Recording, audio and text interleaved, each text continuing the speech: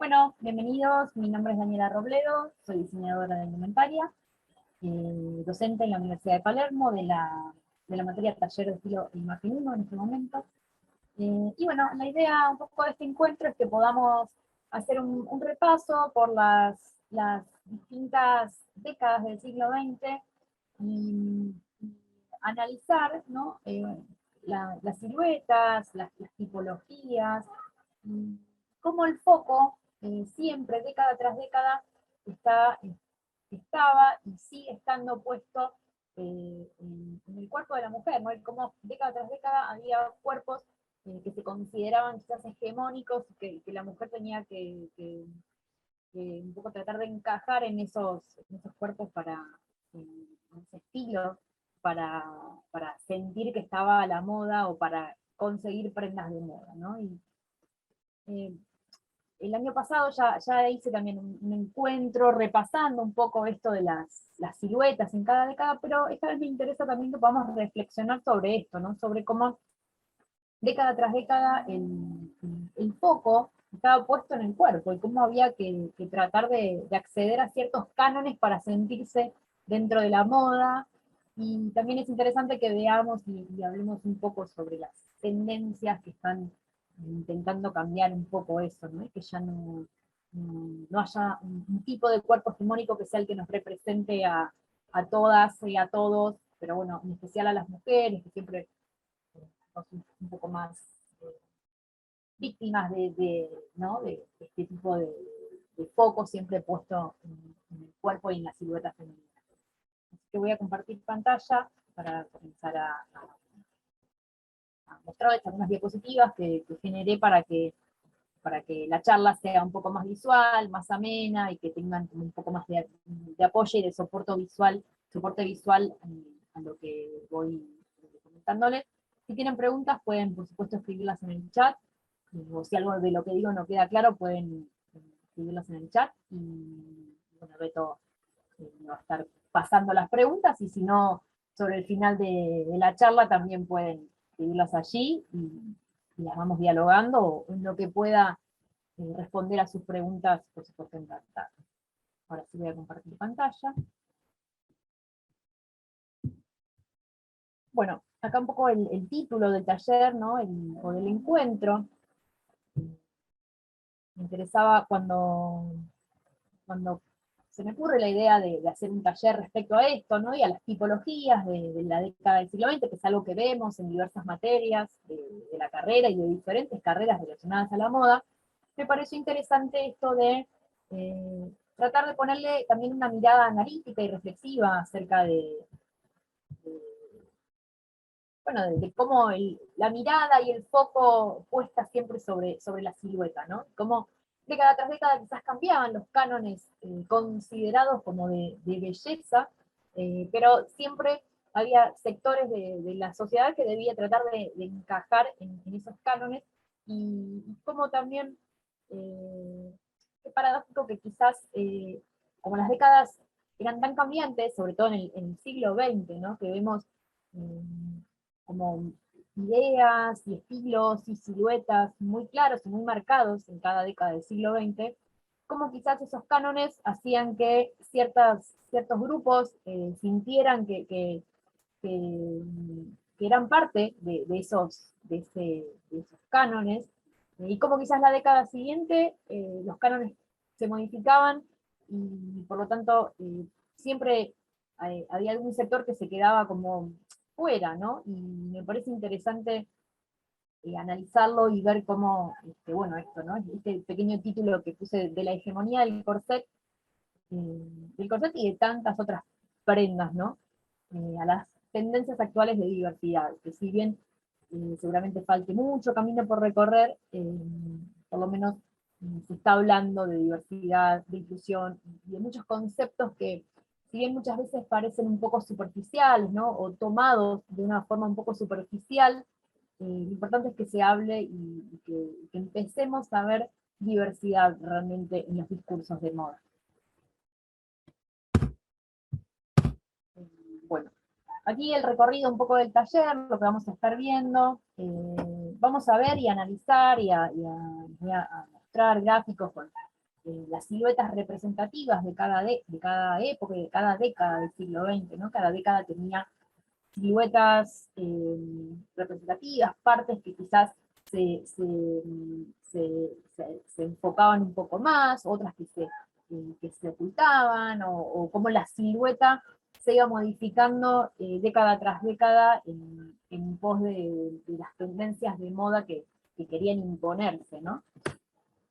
Tipologías de prendas también, porque el siglo XX fue como la cuna de muchas nuevas tipologías de prendas, sobre todo para la mujer, ¿no? Prendas a las que quizás la mujer no accedía, y a lo largo de las diferentes décadas del siglo XX fuimos viendo cómo la mujer empezaba también a formar parte y a utilizar prendas que quizás estaban más destinadas a los hombres, o cómo van surgiendo nuevas tipologías, como se me ocurre la minifalda, ¿no? Prendas que década tras década iban apareciendo nuevas tipologías. También vamos a repasar un poco eso. También el contexto histórico, social y el impacto en la moda, ¿no? Porque siempre lo que ocurre a nivel social, y, bueno, los hechos y sucesos históricos, por supuesto que impactan tanto en la sociedad como en la moda, ¿no? Porque siempre la moda es un reflejo de las necesidades de una sociedad en un momento determinado, en un lugar determinado, con un contexto y una situación determinada. Así que vamos a estar viendo un poco también eso. También me interesa que veamos la situación de la mujer con respecto a la moda en cada década, ¿no? Cómo la mujer fue liberándose de algunas prendas de las que fue un poco víctima muchos años y décadas, y cómo la mujer iba accediendo a nuevas libertades. Bueno, vamos a ver un poco también eso, ¿no? Y por último también vamos a hacer un repaso por las tendencias actuales, ¿no? A nivel global, acerca de diversidad, de inclusión, cuerpos hegemónicos, representatividad, ¿no? Porque tampoco la idea es demonizar a lo que se considera un cuerpo, una silueta hegemónica, ¿no? Digo, hegemónico tiene que ver con algo que se impone, con algo que es aceptado socialmente y que se impone como lo más aceptado, ¿no? Pero me parece que el punto, la clave está en la diversidad, en valorar la diversidad, la representatividad, ¿no? Que todos y todas podamos sentirnos representados frente a la moda y frente a los discursos de moda, que no sentirnos como que lo vemos de afuera. Así que bueno, vamos a comenzar por la década de 1900, vamos a ver un poco cómo era la silueta en esta década, el comienzo del nuevo siglo. La silueta que representaba a la mujer era la denominada S, por reloj de arena, por su formato, ¿no? Se destacaban mucho los hombros, luego se ajustaba mucho la cintura y volvía a ampliarse en la falda. Era una época históricamente marcada por la Belle Époque, ¿no? De mucha opulencia, de mucha riqueza para las clases sociales altas, por supuesto, y de mucha desigualdad también, por supuesto, social y económica, las clases altas frente a las bajas, y esto también, por supuesto, se veía en el vestuario, ¿no? Esa opulencia y esa riqueza de la época se veía reflejada en el vestuario, eran vestuarios muy recargados, con mucho exceso, con mucho volado, mucho volumen, pliegues, moños, sombreros con también flores y moños, todo muy recargado, ¿no? Y sobre todo una silueta que eh, ajustaba la cintura de la mujer al punto de ceñirla demasiado, ¿no? De ser imagino que era una prenda completamente incómoda, que iba un poco en contra de la silueta real de la mujer, porque era el corset, eh, era una prenda que realmente ceñía y ajustaba por demás la cintura, porque se buscaba esa silueta S o reloj de arena, y bueno, se lograba de esa forma, ¿no? Debajo de estos vestidos, que eran ya de por sí súper cargados, con encajes y bordados, exceso de tela y de material, debajo estaba esta prenda, ¿no? El corset, que, bueno, mediante esta prenda se intentaba generar esa silueta, pero bueno, era una prenda que afortunadamente fue uno de sus últimos años, ¿no? Luego quedó en desuso, sobre todo por la magnitud con la que ajustaba la cintura, ¿no? Con la que ceñía la cintura de la mujer. Y bueno, las tipologías de prendas más representativas de esta década, por supuesto, el corset y los vestidos voluminosos como los que vimos en las imágenes de recién. Para 1910, la silueta comienza a desajustar un poco la cintura, ¿no? El corset empieza a perder un poco de protagonismo, y de la mano de Paul Poiret, un diseñador muy reconocido de la década, pero ese ajuste que se realizaba en la cintura y que empieza a perder un poco de batalla, pasa a los tobillos. Entonces las prendas, las faldas, si bien pierden un poco de volumen, como vemos en esta imagen, las faldas ya no tienen el vuelo de la década anterior, ni el volumen de la década anterior, y por supuesto la cintura ya no está ajustada de la misma manera, sí se ajustaba en los tobillos, por lo que la mujer seguía incómoda frente a las prendas, porque se ajustaba tanto en los tobillos a niveles que la mujer casi sí podía caminar, ¿no? Casi no lograba una apertura natural de las piernas al caminar, porque la falda ajustaba realmente mucho en los tobillos. Bueno, históricamente una época, por supuesto, marcada por la Primera Guerra Mundial, con la escasez que eso representaba, la escasez económica, de recursos, que por supuesto impacta en la moda, no solo por la escasez de recursos, sino porque tampoco el momento requería como que no solo los recursos, sino también la gente no iba a preocuparse por la moda cuando estaba sucediendo una guerra. Entonces, fuertemente tuvo un gran impacto en la moda, por supuesto. Además de que la mujer tiene que cubrir ciertos puestos de trabajo que realizaban los hombres, y los hombres al estar en la guerra no pueden hacerlos, entonces la mujer empieza como a cubrir un poco esos puestos, y para ello necesita, por supuesto, prendas más cómodas, que le permitan desarrollar esas tareas. Por lo tanto, también la moda se modifica un poco a causa de la Primera Guerra Mundial. Bueno, como les comenté, el corset comienza a desaparecer, ya es una prenda que deja de ser funcional directamente a la vida de la mujer, porque la mujer ya empieza a realizar otras actividades para las que necesita realmente tener otra comodidad. Entonces, el corset comienza a desaparecer en esta década. No sé, Beto, si hay alguna pregunta o si continúo. No hay ninguna pregunta. Para 1920, para la década del 20, encontramos la silueta denominada en forma de H, por su forma directamente, ¿no? Se disimulaba un poco el busto, y el talle era bien recto. Fíjense qué diferente la silueta de 1900, ¿no? Esa silueta S que ajustaba la cintura, y como 20 años después la silueta es completamente diferente. Como silueta ideal se buscaba un talle recto. Qué interesante me parece ver un poco esto, ¿no? Como quizás una mujer se sentía completamente diferente respecto a la figura o a la silueta imperante. Y quizás una mujer que encajaba en la silueta de 1910 ya no lo hace en la silueta de 1920, ¿no? Como, a esto me refería como siempre esta imposición de un modelo hegemónico hace que algunas mujeres se sientan representadas y otras por supuesto no. Por esa misma mujer que quizás se sentía representada por una silueta en una década, a la década siguiente ya se sentía por fuera de la moda o del impuesto.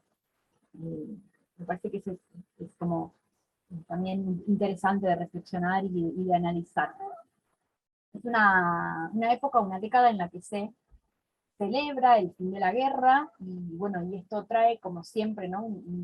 El fin de una guerra o de una situación global dramática, angustiante, o que como la pandemia, por ejemplo, se me ocurre, ¿no? Como la pandemia de COVID que vivimos, que estamos viviendo. Siempre luego de esto se busca como eh, expresar felicidad, expresar celebración, y esto también mediante la moda, por supuesto, ¿no? La moda comienza a recobrar un poco de fuerza luego de la escasez que tuvo durante la guerra, ¿no? Entonces se ve un gran cambio en el estilismo de la mujer, se acortan las faldas, la mujer lleva el cabello corto.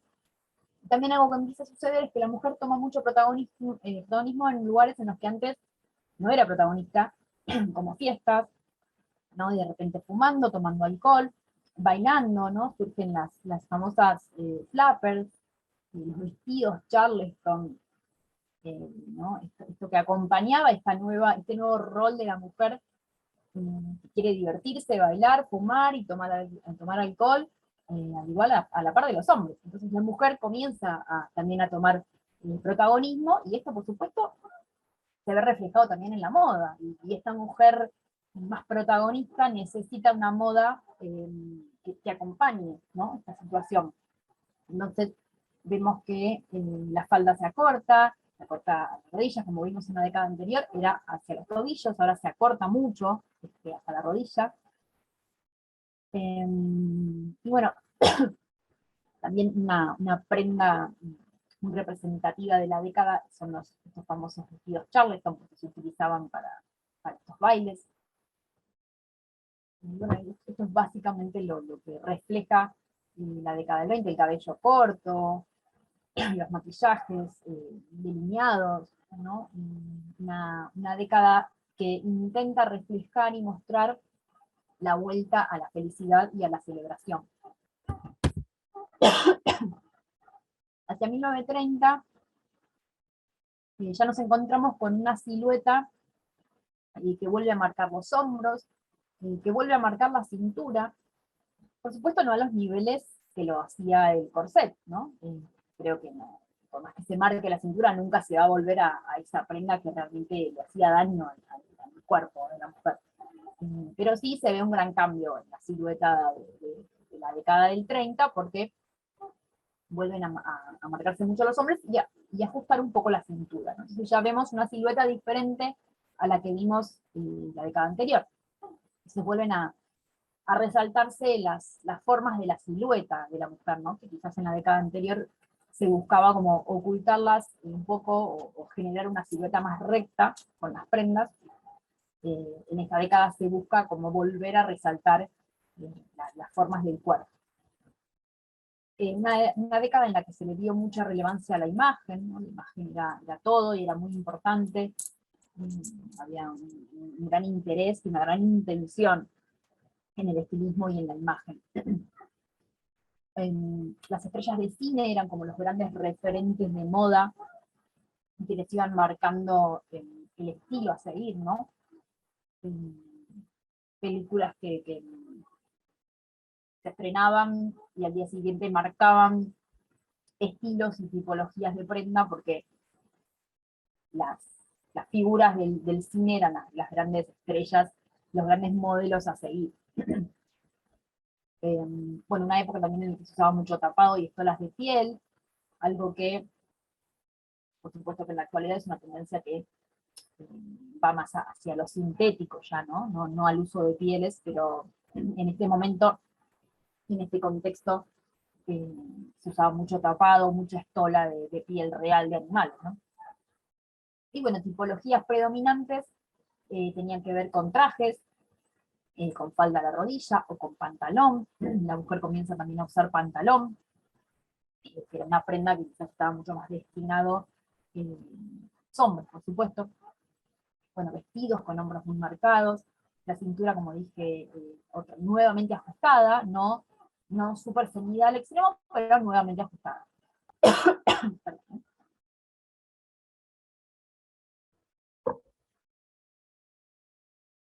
Daniel, ahí hay una pregunta. Sí. Me preguntan qué diseñadores se encargan de estos cambios. ¿Qué diseñador? Bueno, los diseñadores que están en cada época, digamos, en cada momento. Yo aquí en estas fichas no puse cada diseñador, pero bueno, en la década del 20 todavía estaba, bueno, por supuesto Coco Chanel, ¿no? Cada década y cada momento histórico tiene su diseñador, y son, en realidad los cambios también vienen marcados por la necesidad de la sociedad, ¿no? Porque siempre la moda debe reflejar y debe resolver los cambios que se ven en la sociedad. No sé si la pregunta se refiere a qué diseñador hay en cada década, o si son los diseñadores los que marcan estos cambios. Sí, eh, los diseñadores, no sé si hay justo una respuesta. El chat, perdón, ¿eh? No, es otra pregunta. Sí, los diseñadores, digamos que van generando como las tendencias y van viendo también las necesidades de la sociedad. Como les digo que época tras década surgen necesidades, como la Primera Guerra. Bueno, el diseñador tiene que estar atento a ver qué está sucediendo culturalmente, socialmente, para poder responder a esas necesidades. Si hay una mujer que comienza a necesitar prendas más libres y desajustarse un poco, el diseñador tiene que resolver esas cuestiones.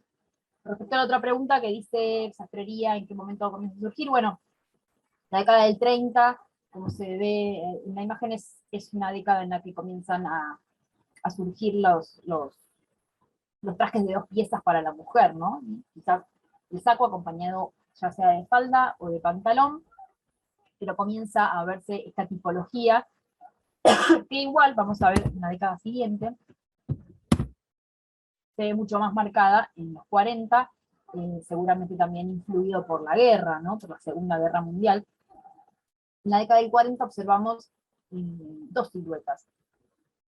Del 40 al 45 tiene que ver con hombros anchos, cintura apenas marcada, y por ahí esto responde a la pregunta que hay en el chat, ¿no? Trajes con falda o pantalón son como las prendas más representativas de estos 5 años, de esta mitad de la década del 40, ¿no? Muy relacionado a la guerra, por supuesto, porque aparte recordemos que en momentos de guerra, como pasó durante la Primera Guerra Mundial, todos los recursos estaban destinados a la guerra. Entonces, no había recursos para la moda. De hecho, esta época fue muy claro el mensaje hacia la moda, y era como nada de excesos, nada de opulencia, ¿no? Una época muy austera para la moda. Incluso había hasta prohibiciones, las prendas no podían tener cosas que no sean funcionales, no sé, ni frunces, ni volados, ni bolsillos que no se necesiten realmente, ni exceso de tela. Una época realmente muy austera. Creo que los 30, los 40 podemos ver como el momento en el que más se destaca la sastrería para mujer, ¿no? Y también vuelve a pasar lo que pasó durante la Primera Guerra, ¿no? Por ahí el hombre estaba mucho más abocado a la guerra y a cubrir puestos respectivos a situaciones de la guerra, y entonces la mujer también tenía que tomar otra postura frente a los trabajos, ¿no? Y a cubrir puestos y necesidades que quizás en otro momento hacían los hombres. Entonces también, por supuesto, como les vengo diciendo, ¿no? La moda tiene que acompañar esa situación, tiene que darle comodidad a la mujer para poder realizar este nuevo rol. Luego vamos a ver en la segunda mitad de la década del 40, del 45 al 50, el surgimiento del New Look, ¿no? El busto nuevamente muy marcado, la cintura ajustada otra vez, y la falda súper amplia, ¿no? Una silueta que relacionamos mucho también como con el rock, ya en los 50, pero bueno, se ve luego del fin de la guerra, como pasó, ¿no? En el fin de la Primera Guerra Mundial, cómo la gente vuelve a abocarse a la moda, cómo se necesita nuevamente poder ocuparse de la moda, y cómo vemos que se pasó de la austeridad, por ejemplo, en esta década del 40 se pasó de la austeridad de la primer parte de la década a nuevamente la preocupación por la moda, el uso de accesorios, ¿no? Entonces la mujer vuelve a usar guantes, sombreros, collares, carteras, ¿no? Y todo tipo de accesorios que en la primera mitad de la década no se utilizaban por todo esto que venimos viendo, de cómo la guerra impacta directamente la moda. Pero bueno, fíjense que qué marcada la diferencia, ¿no? Entre la silueta de los primeros 5 años a esta segunda silueta. Y bueno, y las tipologías de prendas más destacadas tienen que ver con esto, ¿no? Con vestidos y con faldas acampanadas, la famosa falda acampanada, ¿no? Que se ve mucho más reflejada luego en la década del 50, ¿no? Es como que la década del 50 continúa un poco con el estilo que vemos del 45 al 50, ¿no? Y continúa un poco esta silueta, esta famosa cintura de avispa, ¿no? Que se marcaba mucho la cintura para dar volumen en hombros y nuevamente en la falda, ¿no? Casi como rememorando a la silueta de 1900, ¿no? Esa silueta S en la que se destacaban hombros, se ajustaba la cintura y se volvía a generar mucho volumen en la falda. Por supuesto, como les digo siempre, nunca llegando al corset, ¿no? Pero sí ajustando la cintura. Fue una década de los 50 en los que se volvió a ajustar mucho la cintura y a volver como a marcar mucho las formas del cuerpo de la silueta, digamos, ¿no? Entonces, también fue una etapa marcada por el surgimiento en la moda de un nuevo grupo, que es el público adolescente, ¿no? Que era un público que hasta ese momento la moda no se interesaba demasiado en ellos. Cuando comienza a surgir este grupo con fuerza, ¿no? Queriendo diferenciarse de sus padres, es ahí cuando la moda comienza también a ver en este grupo un nicho, ¿no? Un nicho claro y concreto a quien apuntar. Y bueno, es en esta década del 50 donde podemos ver claramente que surge este grupo adolescente interesado por la moda, interesado sobre todo por diferenciarse de sus padres. Es ahí cuando comienza a surgir también como una gran diferenciación, ¿no? Entre la moda para adolescentes y la moda quizás para gente un poco más grande. Quizás eh, la gente de mayor edad seguía interesándose por la moda de alta costura o la moda de diseñador, y el público adolescente quería empezar a diferenciarse un poco de eso y recurre más al prêt-à-porter o a empezar a tratar de encontrar un estilo propio que al menos los diferencie de las generaciones de sus padres, ¿no? Y bueno, como les decía, volvió a valorarse el uso de accesorios, sombreros, collares, guantes, perlas, zapatos de taco, cartera, todo accesorio era bienvenido, ¿no? En este new look de Dior. Se buscaba como reafirmar nuevamente el valor por la moda, y el deseo y el gusto por la moda. Comienza a surgir y a imponerse en realidad mucho el prêt-à-porter, ¿no? Para poder generar prendas de diseño, pero en serie. La alta costura comienza a perder cierto terreno, porque obviamente ya no es lo mismo generar un vestido para una persona con sus medidas reales, y trabajando un vestido especialmente para una persona, que poder diseñar en serie. Con el prêt-à-porter lo que se permite es esto, ¿no? Poder construir y producir prendas y vestidos en serie, por supuesto diferenciados por talles, y que las personas se adecúen un poco a esos talles. Ya no es un vestido generado especialmente para una persona, sino es un vestido generado para una persona con cierto talle. Entonces, el prêt-à-porter comienza a imponerse, ¿no? La televisión, a diferencia de quizás de la década del 30, en la que la moda se difundía a través del cine, en esta década la televisión se convierte en un gran medio de difusión de moda, ¿no? Y las estrellas de la tele también comenzaban a marcar un poco las tendencias que quería usar la gente, ¿no? Tipologías de prendas, bueno, vestidos y faldas acampanadas, por supuesto, era como la tipología más representativa de esta década.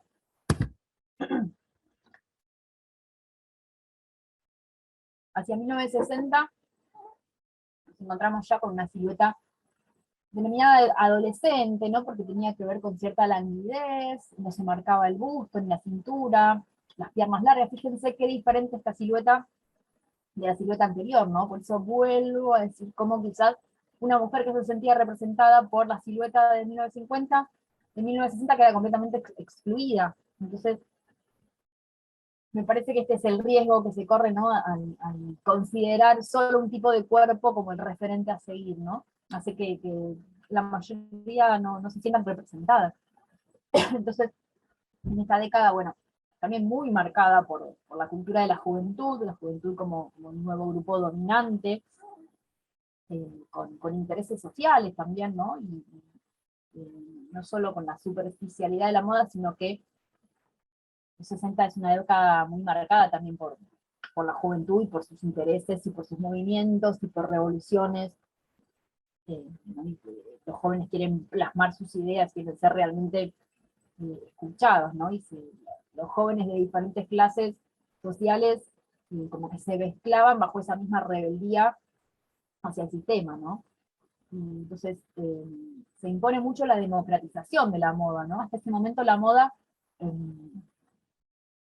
era, si bien ya se venía democratizando mucho, por supuesto, pero recordemos que en 1900 la moda era era un gran marcador y un gran delimitador de estatus y de clases sociales. Entonces,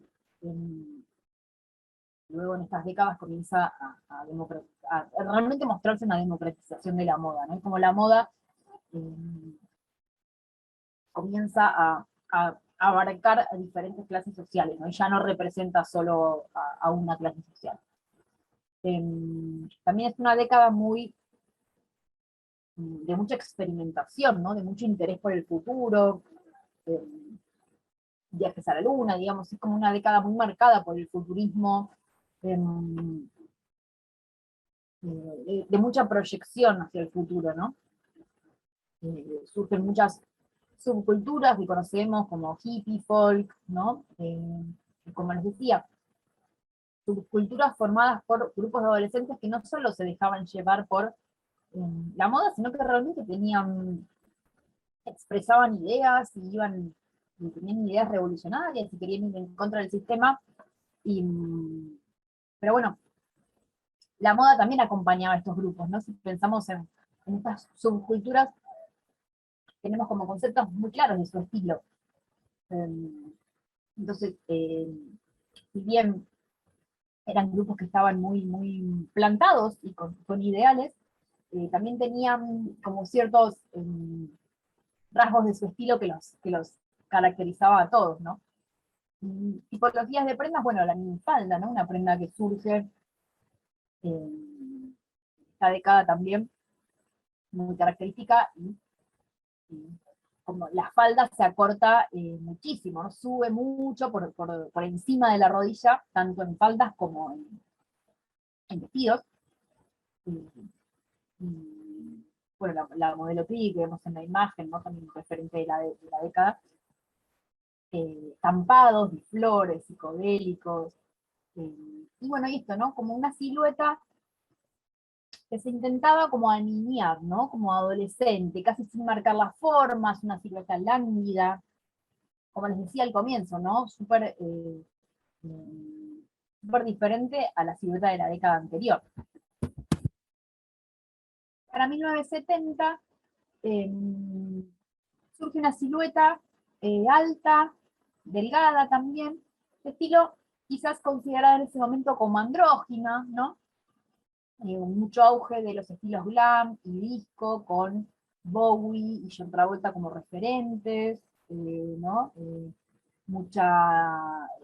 También el hombre comienza a utilizar prendas que hasta ese momento no era tan característico, como ya sea el cuero, o las lentejuelas, o los brillos, ¿no? El estilo glam tenía mucho esto de brillo, de color de lentejuela, rostros muy pintados, como David Bowie. Y el hombre también empieza a utilizar estas prendas que quizás no eran tan características para el hombre.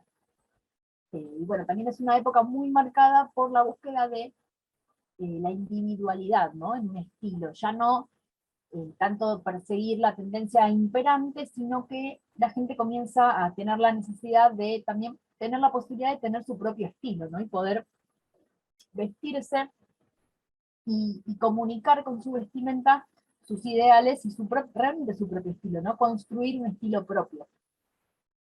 Esta es una década que marca un poco el comienzo de eso. La moda de alta costura, como les venía diciendo, que venía perdiendo poder, en los 70 pierde definitivamente como terreno frente al prêt-à-porter.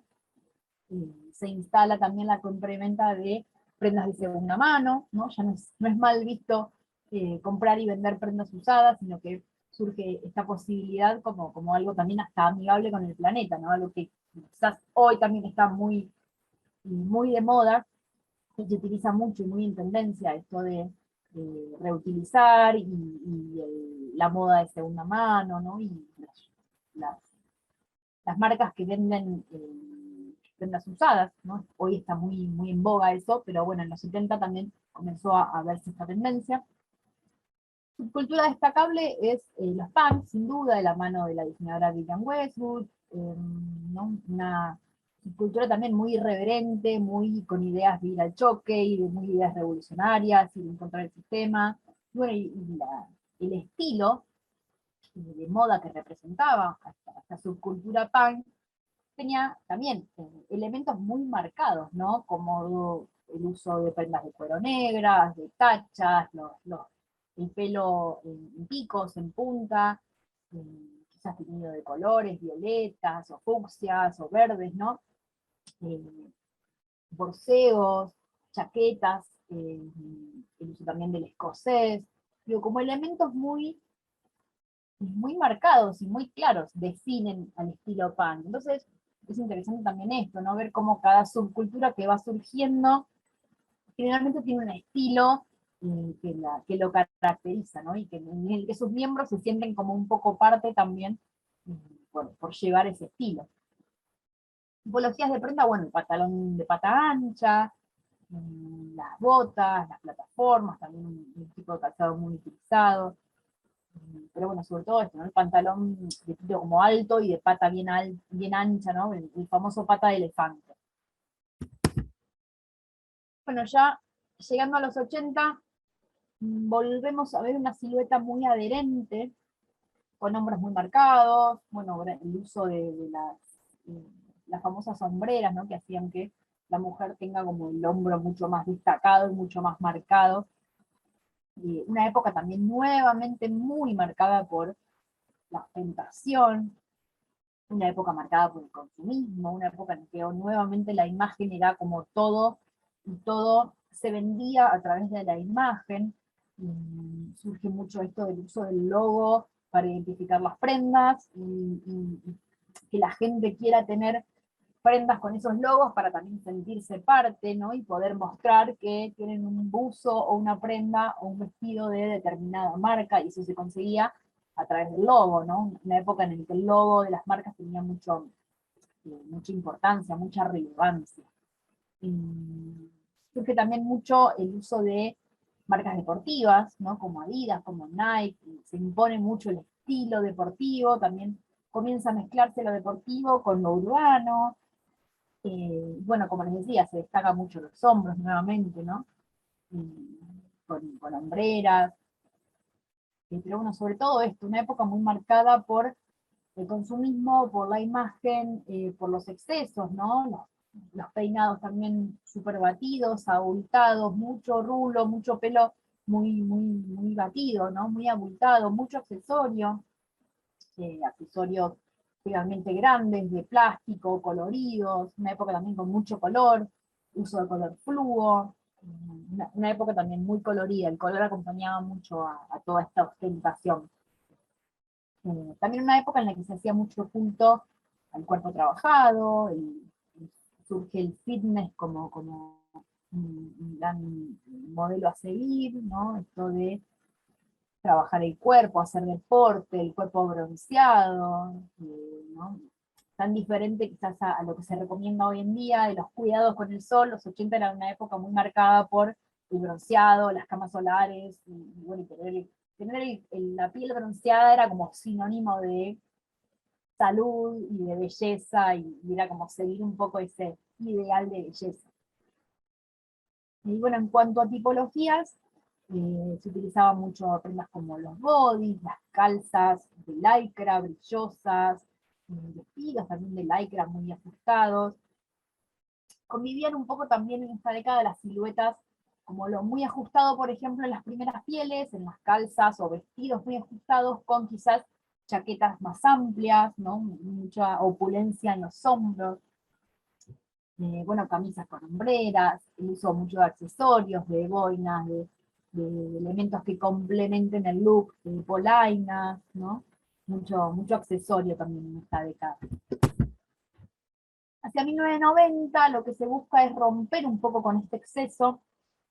Generalmente o se vio mucho en las décadas que pasaba un poco esto de, si en una década se veía mucho algo, en la década siguiente se trataba de opacar un poco eso y de bajar un poco con eso, ¿no? Entonces, en los 90 vemos una silueta mucho más suelta, un poco más amplia, surge el estilo New Age, que era mucho más cómodo, más simple, más práctico, ¿no? Se busca como volver un poco más al minimalismo y perder un poco esta ostentación y esta opulencia y este querer demostrar frente a lo que nos ponemos, ¿no? Mostrar con lo que simular que tenemos mediante lo que nos ponemos, ¿no? Se vuelve, en los 90 se busca un poco más el minimalismo, si bien es una época también muy marcada por las cirugías estéticas, por esto de poder modificar el cuerpo.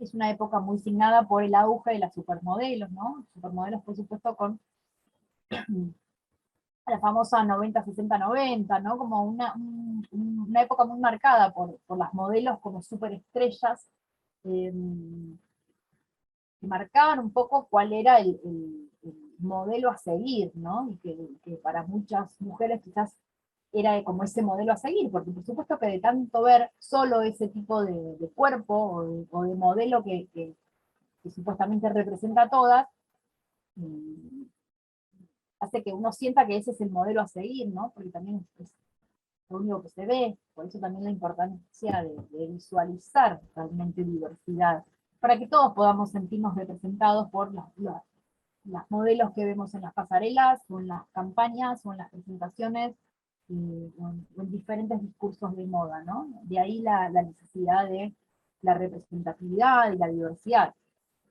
Pero bueno, volviendo un poco a los 90, surge también las series de televisión y las películas como grandes referentes, ¿no? En esta imagen, por ejemplo, se ve a dos de las protagonistas de la serie Friends, que también marcó varios estilos, ¿no? Lo que tenían estas series de televisión era que quizás estaban formadas por varios protagonistas, por supuesto cada protagonista tenía un estilo diferente, entonces eso hacía que esa serie quizás represente a varias personas con estilos diferentes, porque quizás cada uno se sentía representado un poco por cada uno de los personajes, y bueno, acá se muestra también, en la serie se mostraba esto también, ¿no? Como con el estilo podemos reflejar distintas características de nuestra personalidad, cómo se puede construir un personaje a través también de reforzarlo mediante su estilo, mediante el estilo de prendas que utiliza. También es una década en la que se instalan grandes cadenas de venta de ropa, ¿no? Marcas como H&M, Zara, bueno, marcas grandes cadenas, ¿no? Que conocemos como grandes cadenas de ropa, en la que hay, por supuesto, infinidad de prendas en diferentes talles, en diferentes colores, ¿no? En que no hace falta hacer como en alta costura una toma de medidas, sino que hay diferentes talles que responden a diferentes medidas de los distintos cuerpos, entonces cada uno podía ir a una de estas marcas y seleccionar el talle indicado, ¿no? Claramente para los 90 ya la alta costura está súper, dio la batalla frente a Pret-a-Porter y frente a la producción masiva de las grandes marcas. Bueno, por supuesto que sigue existiendo para la gente que quiere vestidos, por ejemplo, no sé, para vestidos de novia o para vestidos únicos y vestidos hechos a medida. Pero claramente para venta masiva perdió mucho poder frente a Pret-a-Porter y a la producción masiva. Y bueno, tipologías de prendas de los 90, faldas, como vemos acá, faldas cuadrillé, faldas escocesas, jeans, jardineros de jeans, camisas cuadrillé, también una época muy influenciada también por el grunge, de la mano de Nirvana y de su cantante Kurt Cobain, ¿no? Un estilo también muy, muy marcado, con los jeans rotos, las camisas cuadrillé, hasta casi un aspecto de como dejado, ¿no? Como de no... yendo bien en contra del excesivo interés por lo estético de la década anterior, ¿no? El Lynch lo que muestra es un poco eso, ir realmente en contra de ese estilo de los 80 tan marcado y tan superficial y tan ostentoso. Entonces creo que el grunge muestra un poco romper con eso. Y bueno, en este cuadro en realidad lo que me interesa mostrar y compartir es un poco, ¿no?, lo que fuimos repasando y hablando década tras década, ¿no? Como cada década muestra ciertas zonas que se destacan o que se esconden o que se muestran, como cada década tenía como un referente en cuanto a silueta. Bueno, lo que me parece interesante y que está bueno para conocer, porque no deja de ser parte, por supuesto, de la historia de la moda, ¿no? Como las siluetas y las tipologías de cada década.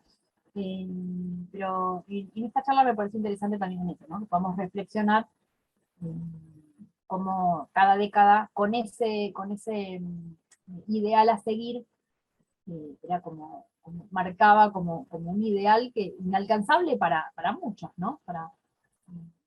Como les decía también, quizás en una década alguien podía sentirse representada por ese cuerpo y ya la década siguiente no, porque cambiaban los cánones, ¿no? Década tras década quizás iban modificándose un poco los cánones y donde se ponía el foco. Entonces eso hacía que siempre la mujer esté como tratando de alcanzar un ideal. Bueno, luego de hacer este repaso, no sé, Beto, si hay alguna otra pregunta o si ya respondí las dos que había. Sí, acá hay una pregunta. ¿La sastrería en mujeres más o menos cuándo aparece?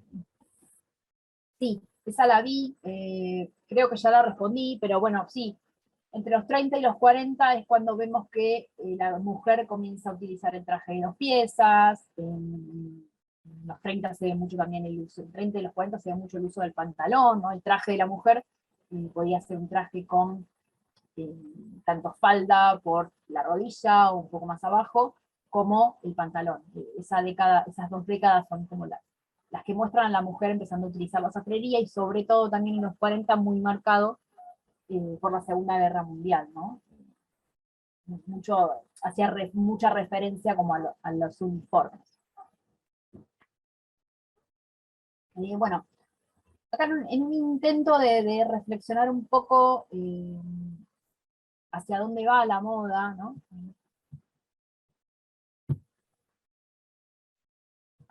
Pregunta.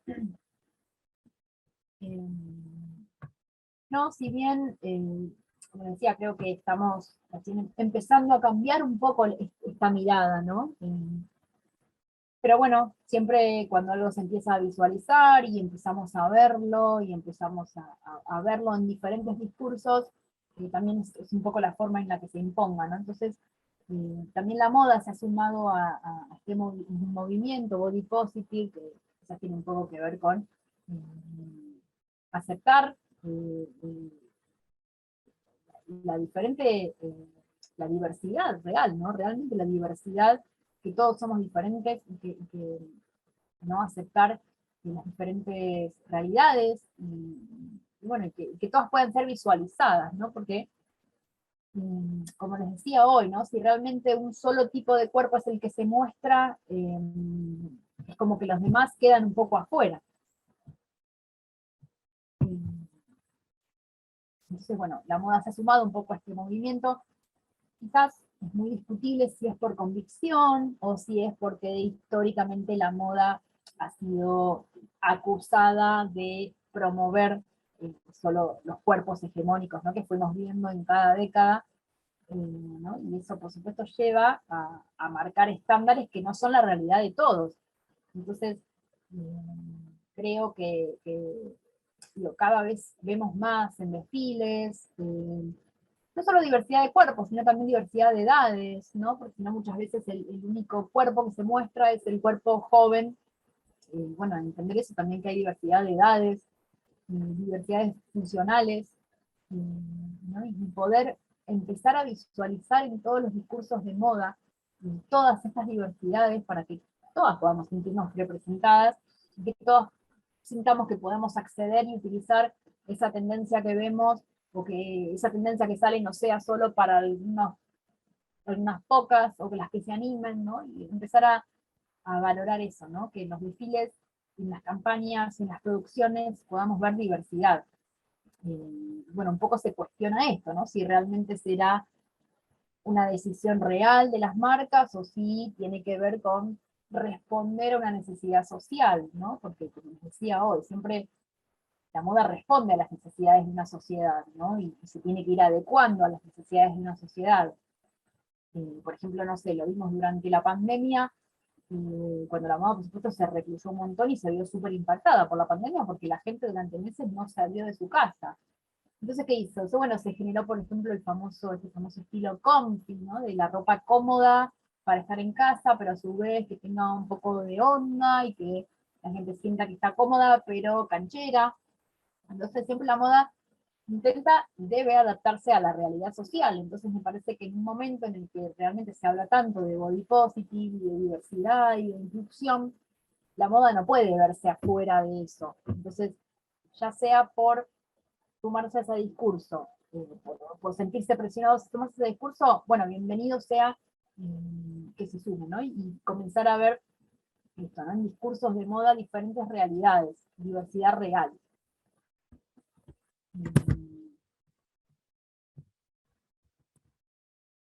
Bueno, por ejemplo, en esta foto de Perfect Body, ¿no? El cuerpo perfecto es el cuerpo que tenemos. No hay por qué intentar alcanzar un ideal, pero realmente, ¿no? Y sobre todo luego del auge, ¿no? Que les dije, de las supermodelos en la década del 90, en que esa modelo 90, 60, 90 era como el modelo a seguir, y las mujeres realizaban dietas y cirugías y cualquier cosa con tal de poder obtener ese cuerpo. Y luego de eso creo que ahora, bueno, en este siglo XXI comienzan a incluirse la variedad de cuerpos, ¿no? Diversidad, sobre todo diversidad en pasarelas y gráficas, ¿no?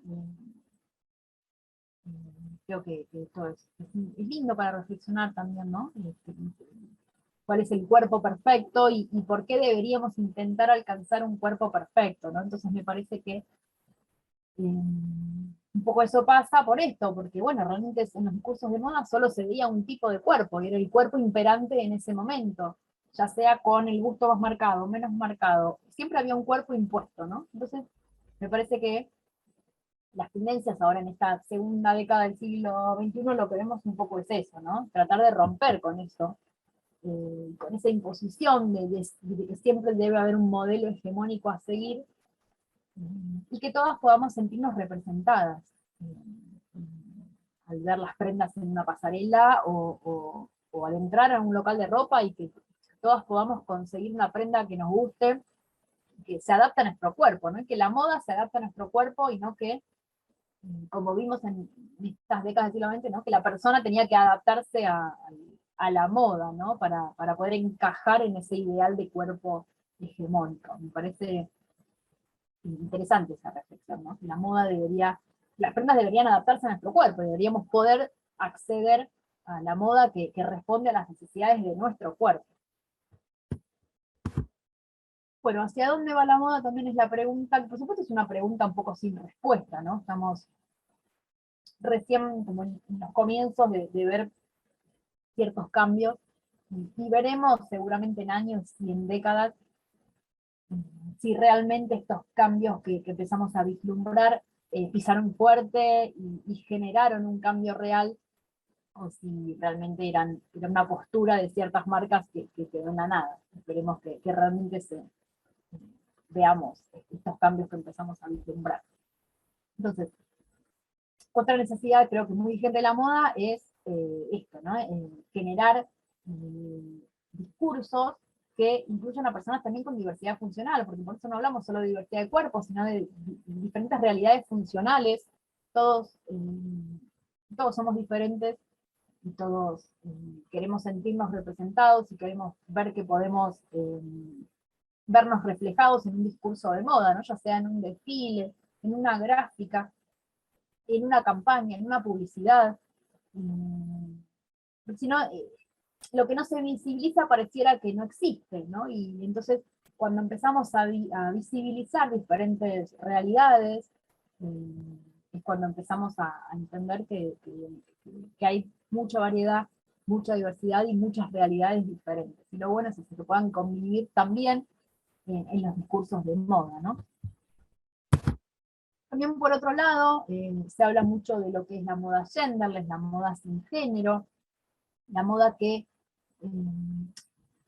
comienza también como una necesidad de superar un poco términos como, o conceptos, ¿no? Como androginia o como ambigüedad, que vimos tanto en la década del 20 o del 70, ¿no? Que se hablaba de esta silueta andrógina, ¿no? Terminar un poco con eso,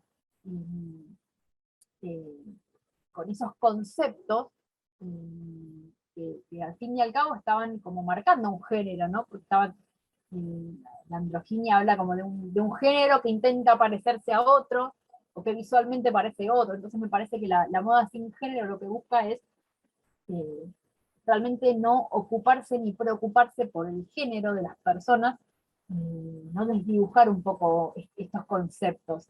Y acá en esta imagen está, bueno, está Harry Styles, que bueno, claramente tiene una postura en cuanto a eso.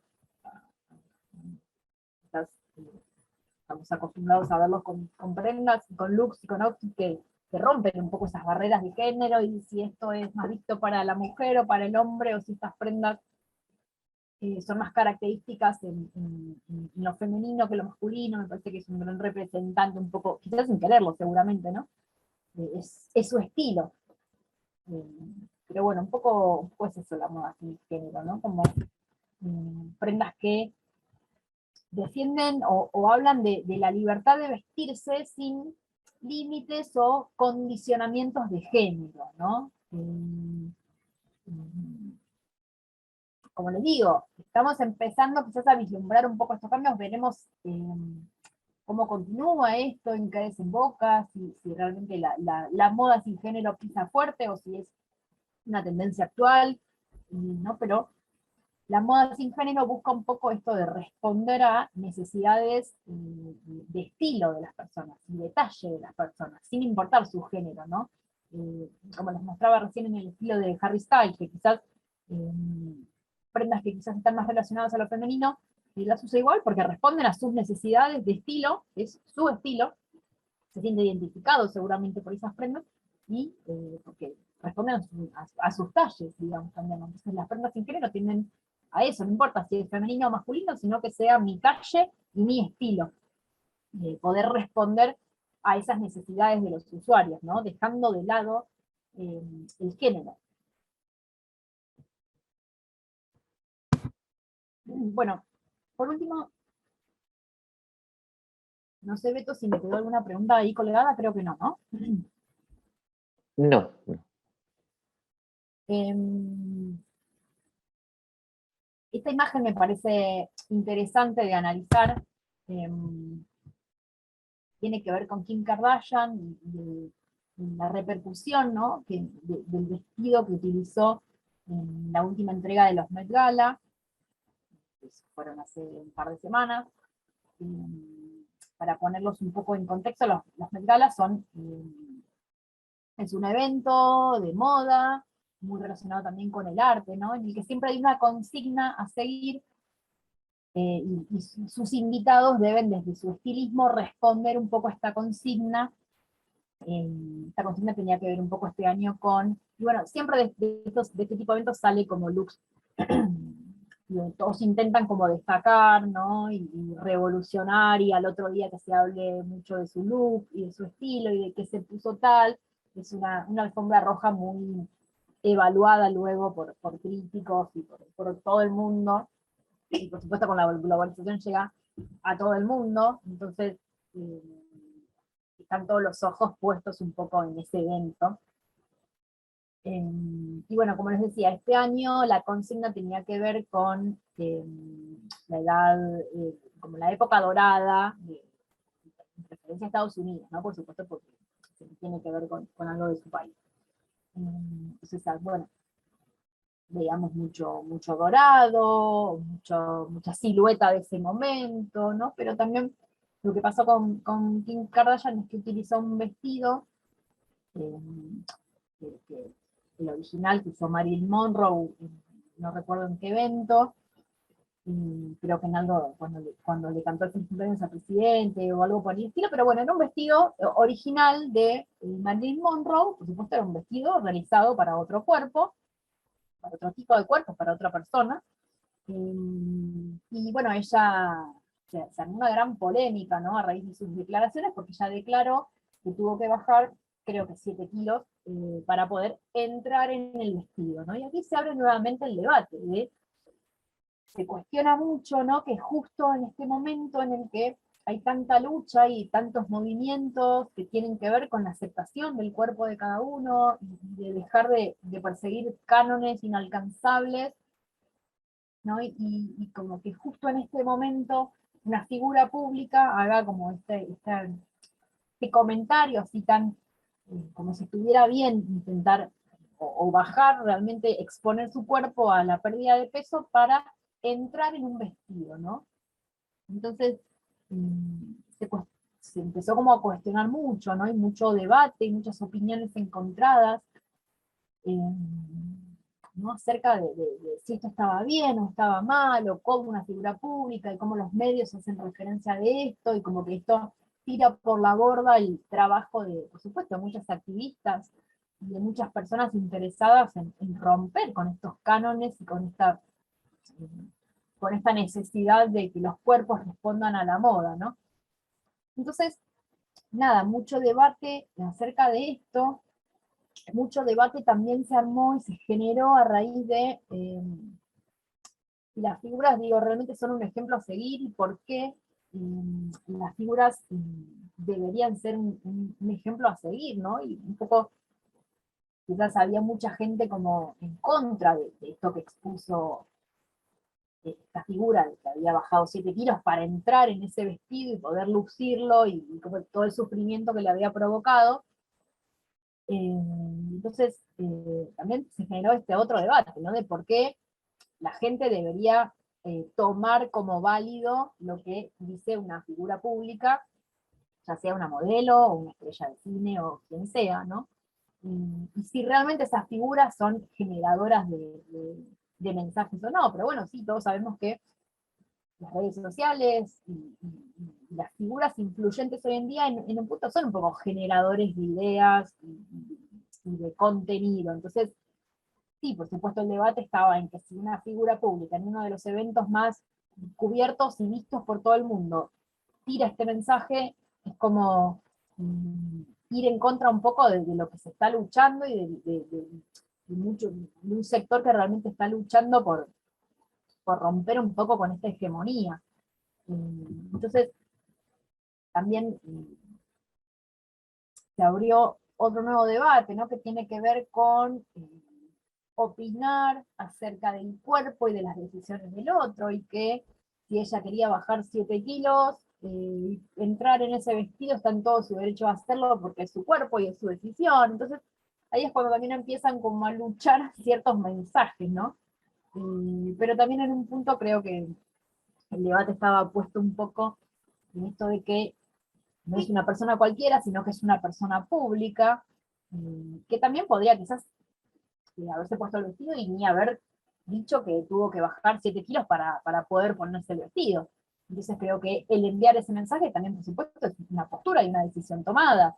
No creo que haya sido casualidad que haya hecho ese comentario. De hecho, seguramente le habrá pasado a más de una de las figuras de ese evento que hayan tenido que adelgazar o engordar o lo que sea para que el vestido les quede como ellos querían. Creo que ahí está el debate, ¿no? Esto de que la moda, ¿por qué nuestros cuerpos tienen que ajustarse a la moda cuando debería ser un poco al revés, ¿no? Que la moda se adapte al tipo de cuerpo de cada uno. Pero bueno, creo que el debate un poco estaba ahí, ¿no? Para quienes decían, bueno, pero si ella quiso bajar 7 kilos y ponerse ese vestido, está en todo su derecho. Creo que el debate se armó cuando se decía, sí, bueno, pero lo está haciendo público, lo está exponiendo frente a millones y millones de personas en uno de los eventos más importantes relativos a la moda. Entonces creo que de allí el debate. De todas maneras, me parece que este debate también un poco lo que marcó es que sigue puesto el foco en el cuerpo de la mujer, ¿no? Porque se armó tremendo debate casualmente con una mujer y con una decisión que tomó acerca de un vestido y cómo esa decisión repercute o puede repercutir o no en los demás, ¿no? Y hasta dónde los límites y hasta dónde tenemos que tomar como válido lo que una figura o una estrella nos dice, y por qué deberíamos tomarlo como un ejemplo a seguir. Pero bueno, considero que este tipo de debates quizás lo que generan y lo que hacen es un poco esto, ¿no? Que se hable. Quizás en otro momento eh, esta, este comentario de ella hubiera pasado como hasta desapercibido, o se hubiera súper aplaudido el comentario de que ella tuvo que bajar determinada cantidad de kilos para que ese vestido le quede, y para poder lucir el vestido como ella quería, ¿no? Entonces me parece lo interesante también es un poco eso, este debate que se genera. Tampoco creo que tenemos que estar todos de acuerdo. Me parece que en el debate empieza a surgir un poco esta riqueza, ¿no? Y en el cuestionarse, en el repreguntarse. De hecho, esta charla también tiene mucho de esto, ¿no? De reflexión. Y como les decía hoy, quizás no hay una respuesta. Yo no tengo la respuesta de hacia dónde va la moda, ni creo que nadie la tenga más que en las tendencias inmediatas, ¿no? O en las tendencias que vienen, pero sí me parece interesante un poco la reflexión. Me parece que este tipo de situaciones quizás lo que llevan es un poco a eso, ¿no? A que se arme este debate, y en el debate surge el intercambio y el sostener ciertas ideas, y sí sigue siendo una situación para visibilizar, ¿no? Porque esto también, si bien como les comentaba, había personas que decían, bueno, pero es su cuerpo, y si ella quiso bajar 7 kilos para entrar en ese vestido, está en todo su derecho, como lo hacen un montón de estrellas y figuras para un show, para un evento, para un recital o para una entrega de premios. Creo que la diferencia está en que ella lo expuso públicamente, ¿no? Y lo hizo público. Como les decía, podría no haberlo dicho y nadie se hubiera enterado. Y creo que el tema es que se hizo público, y a raíz de que se hace público se genera el debate. Me parece que, por más que haya habido comentarios y opiniones muy encontradas,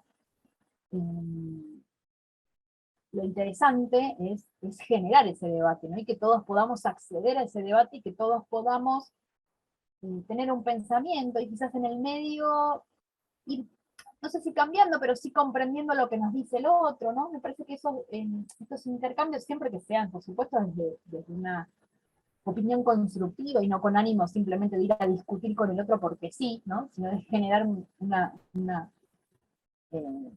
opinión constructiva. Está buenísimo lo que se genera en estos debates, porque no podemos estar todos de acuerdo, quizás hasta en esta charla podemos no estar de acuerdo con un montón de cosas, y podemos, en el intercambio creo que surgen un montón de respuestas nuevas o de preguntas nuevas, que quizás no tienen respuesta, pero llevan al análisis.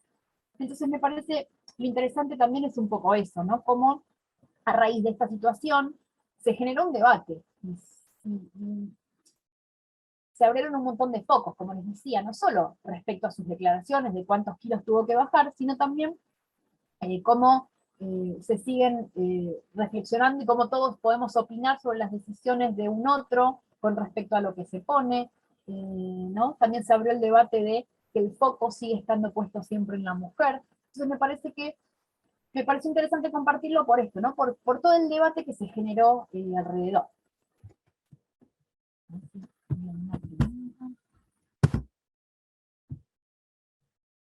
No, no hay ninguna pregunta.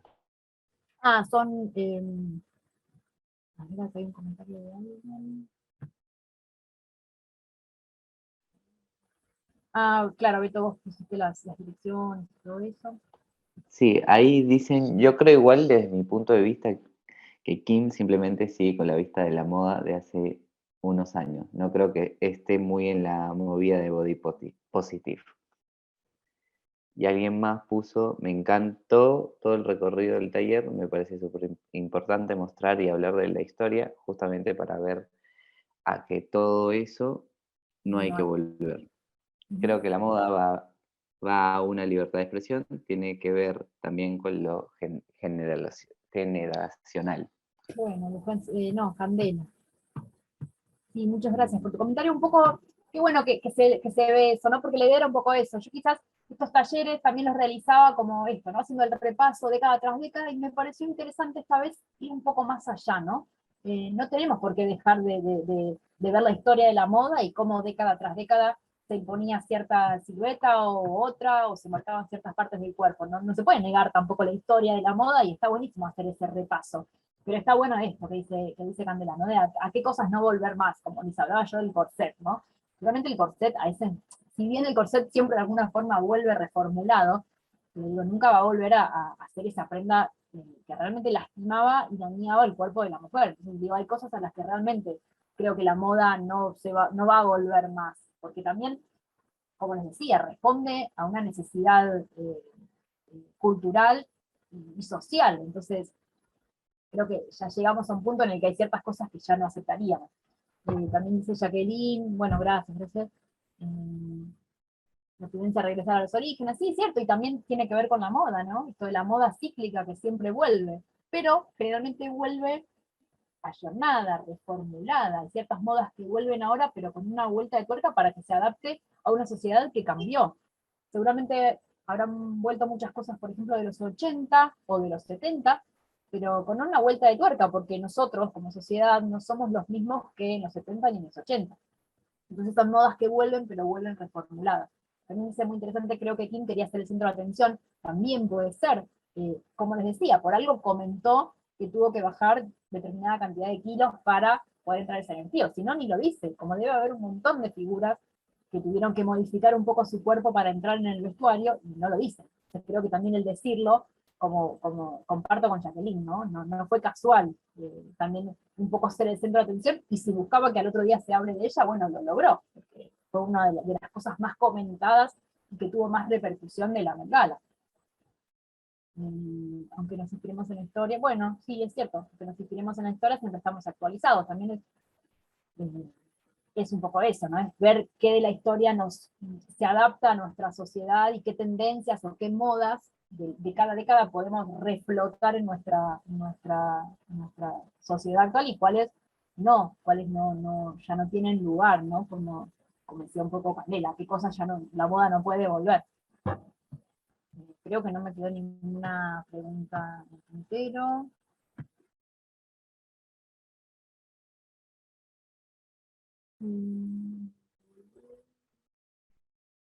Maribel también puso las noticias para que las vean. Bueno, por mi parte no tengo más nada que comentar, solo agradecer a los que escribieron, y, bueno, después voy a estar también dando otra charla a las 15 también, que tiene que ver con estilo y qué entendemos por estilo, y bueno, vamos a repasar un poco los orígenes del término y a qué nos referimos con estilo, cómo construir un estilo, el estilo personal, y bueno, hacer un poco un repaso de eso, así que si quieren acompañarme, súper bienvenidos. Bueno, gracias ahí a todos. Un placer, espero que esta charla haya servido, y bueno, por mi parte agradecerles, no sé, Beto, si decir algo más, si hay que comentar algo más. Bueno, No, muy linda la charla, muchas gracias. muchas gracias a todas por estar y por los comentarios. Muchísimas gracias. Bueno, mi cátedra es Cátedra Robledo en Instagram, si quieren seguirla, allí vemos también los trabajos de los alumnos. Así que bueno, muchísimas gracias, y a quien tengan ganas de acompañarnos, nos vemos el jueves.